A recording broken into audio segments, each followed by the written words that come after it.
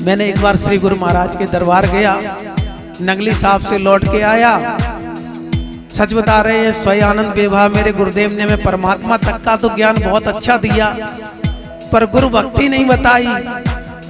मैंने कहा लाओ गुरुजी पैर दाब दे। नहीं नहीं नहीं, हमें नहीं पैर दबाने। हमने कहा कि तू आज दाब जाए, कल तेरी याद है जा जा, हमें पैर की दबाने की आदत नहीं है। तो प्यारे भक्तों, मेरे गुरुदेव हमसे सेवा नहीं कराते थे, कोई भी अपनी सेवा स्वयं करते थे।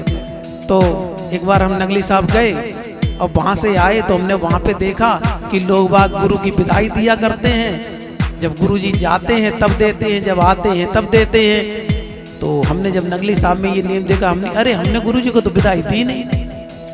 तो हमने गुरुजी के उस वचन को देखा वहां पे नंगली साहब में, और गुरुदेव के चरणों में जाके जिसवत दंडवत प्रणाम किया और गुरुदेव को विदाई देने लगे। गुरुदेव पहले तो बोले लगता है नंगली साहब घुमाया, क्योंकि नंगली से ही ये संस्कार मिलते हैं, अदर कहीं से नहीं मिलते हैं। बोले लगता नंगली साहब घुमाया। मैंने गुरुदेव आपने कहा नंगली साहब दीवाने जाते, मैंने कहा अगर दीवाना भी ना बन पाया तो धिक्कार है इस जीवन में। तो हम साहब नंगली साहब घूम आए, आपकी बिना इजाजत के चले गए थे और वहां से हमने ये विदाई का नियम जाना। गुरुदेव मुस्कुराए, फिर बोले अच्छा जी बता विदाई कौन देता है? मेहमान। तू क्या मेहमान है? हमने अरे गुरु महाराज हम मेहमान नहीं है, हम तो आपके लाल हैं, ये मेरा घर है। तो गुरुदेव ने कहा अगर लाल है तो मेरे भजन का एक बहुत सुंदर भजन दिया है, अगर आपको भजन अच्छा लगे, दिल को छू जाए। हमने तो पहली बार ऐसे भजन कभी कहीं सुने ही नहीं, तो हमारे लिए तो बहुत ही अमूल्य हैं और आपके लिए अमूल्य हो तो आप जानो।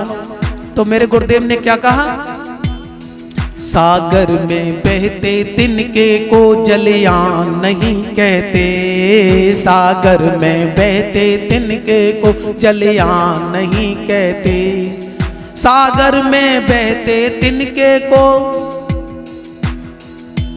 एक प्रश्न है यहाँ पे, सागर में तिनका भी बह रहा है और जलयान माने जहाज ही बह रहा है, दोनों में अंतर क्या है?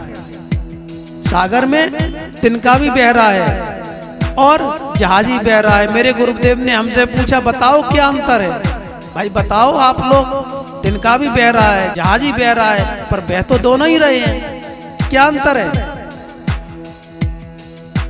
दिल थाम के दिमाग को लगा के संध्या को सुनना, ये संध्या बड़े सौभाग्य से मिलती है।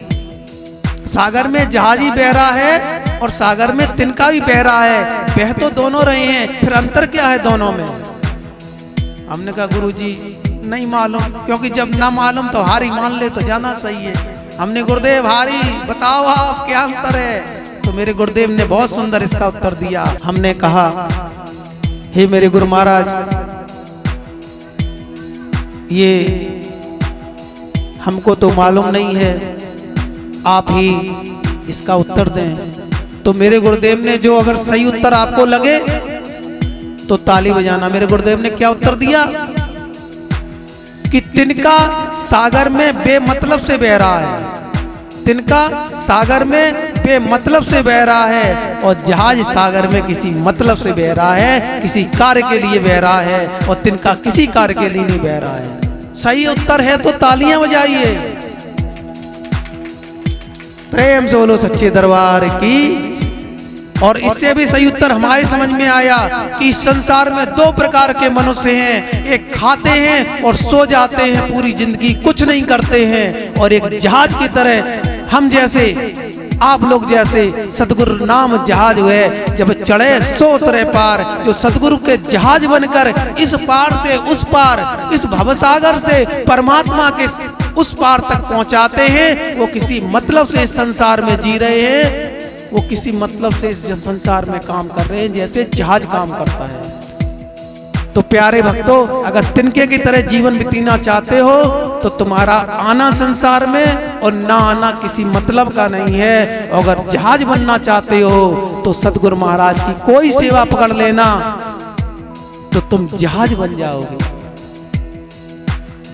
सागर में बहते तिनके को जलयान नहीं कहते।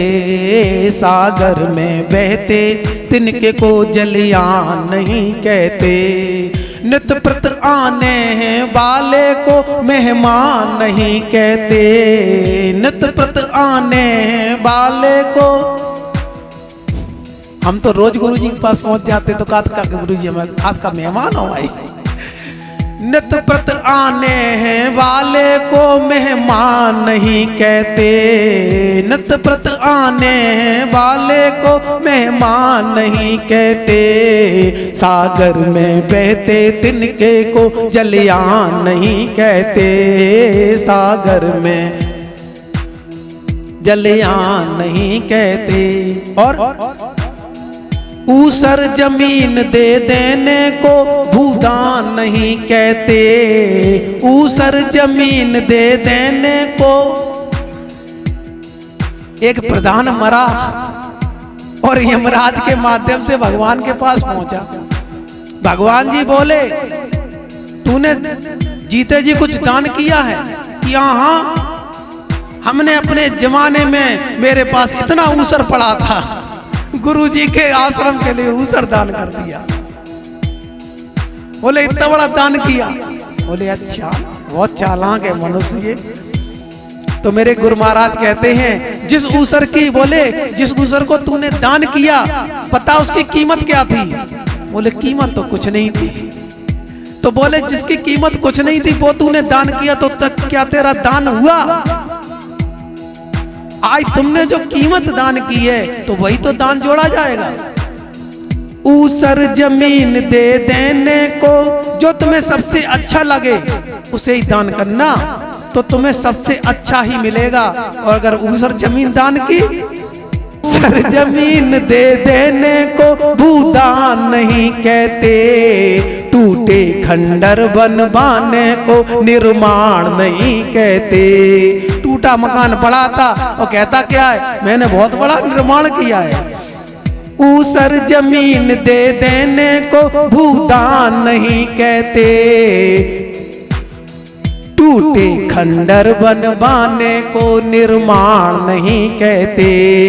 टूटे खंडर बनवाने को निर्माण नहीं कहते। टूटे खंडर बन, सच बात। मंदिर के हर एक पत्थर को भगवान नहीं कहते। मंदिर के हर एक पत्थर को, एक पत्थर नाली में लगा है उसका कोई पैर छूता है? मंदिर के हर एक पत्थर को भगवान नहीं कहते। एक पत्थर प्रतिमा में लगा है जिसमें किसी महान पुरुष की आकृति निखरी हुई है, उसी के तो हम लोग चरण छूते हैं। इसी प्रकार से ये अपनी मूर्ति, ये अपना मानव का तन, अगर इसमें किसी महान पुरुष की आकृति माने गुणों को उतार लिया, विवेकानंद जैसे बन गए, स्वामी हृदय सम्राट स्वरूपानंद जैसे बन गए, अपने गुरु जैसे बन गए, तो आने वाले जीवन में जैसे मूर्ति में निखार होता है किसी महान पुरुष का, इसी प्रकार से आने वाले समय में तुम्हारी लोग पूजा किया करेंगे। प्रेम से बोलो सच्चे दरबार की। मंदिर के हर एक पत्थर को भगवान नहीं कहते। मंदिर के हर एक पत्थर को भगवान नहीं कहते। दुनिया के हर एक मानव को इंसान नहीं कहते। दुनिया के हर एक मानव को, अच्छा यहाँ पर मानव कितने हैं? हाथ उठाएंगे। यहाँ पर मानव कितने हैं? कोई मानव नहीं है। हम सत्संग न सुना रहे हैं। कोई मानव नहीं है तो सत्संग न सुना रहे भाई। बड़े चक्कर में हम तो हैं। सब मानव है और मानव का अर्थ है मान भी जा। अब अभी तक तो माना नहीं, अब भी नहीं मानना, वो कहता हम मानव हैं। माना, जो मान जाए वही तो मानव है। तो मेरे गुरुदेव कहते हैं क्या? मंदिर के हर एक पत्थर को भगवान नहीं कहते, दुनिया के हर एक मानव को इंसान नहीं कहते। जो मानव मान जाए वो इंसान बन जाता है, और जो मानव न माने वो शैतान बन जाता है। हैं तो दोनों मानव ही, पर असली मानव वह है जो गुरु की बात को मान जाए, आज से बुरे काम नहीं करेंगे, आज से किसी का दिल नहीं दुखाएंगे, वही तो मानव है। और जो अपने लिए जिए, अपने मतलब के लिए जिए, किसी के दुख में दुखी ना हो, किसी के सुख में सुखी ना हो, क्या वो मानव है? वो तो दानव है।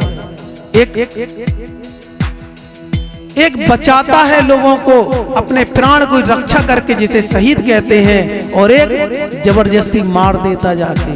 तो हैं तो दोनों मानव ही, पर क्या उन्हें मानव कहेंगे? क्या उन्हें इंसान कहेंगे? उन्हें इंसान नहीं, उन्हें हैवान कहेंगे, उन्हें शैतान कहेंगे। जो माने नहीं वो शैतान, और जो मान जाए वो इंसान। बताओ आज से कितने लोग इंसान बनना चाहते हैं और कितने शैतान? कितने लोग इंसान बनना चाहते हैं। तो भैया मान जाना, तो आप लोग इंसान बन जाओगे, नहीं तो शैतान के लिए कोई सत्संग नहीं होता है, वो तो अपने आप। शैतान के लिए कहीं सत्संग सुना है? नहीं होता है। जमीन में अगर कुछ बोगे नहीं तो घास और कांटे तो अपने आप उगाते हैं। इसी प्रकार से अगर सत्संग नहीं सुनोगे तो कांटे और घास तो अपने आप इस सर के दिमाग के अंदर उगाती है। इसलिए अगर मानव बनना है, अगर इंसान बनना है, तो श्री गुरु महाराज के वचनों पर ध्यान को रखना और उन्हें अपनाना। दुनिया के हर एक मानव को इंसान नहीं कहते, दुनिया के हर एक मानव को इंसान नहीं कहते, दुनिया के हर एक मानव को इंसान नहीं कहते। और कुछ चिकनी चुपड़ी बातों को गुरु ज्ञान नहीं कहते। एक था, गुरुजी की डायरी चुराए, और गुरुजी की डायरी में तो लिखा ये सब।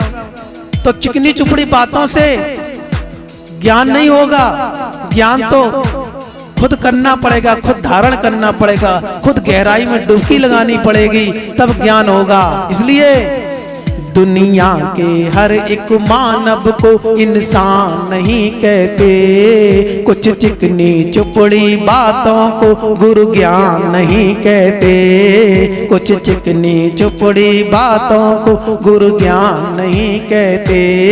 सागर में बहते तिनके को जलयान नहीं कहते। प्रेम सोनू सच्चे दरबार की।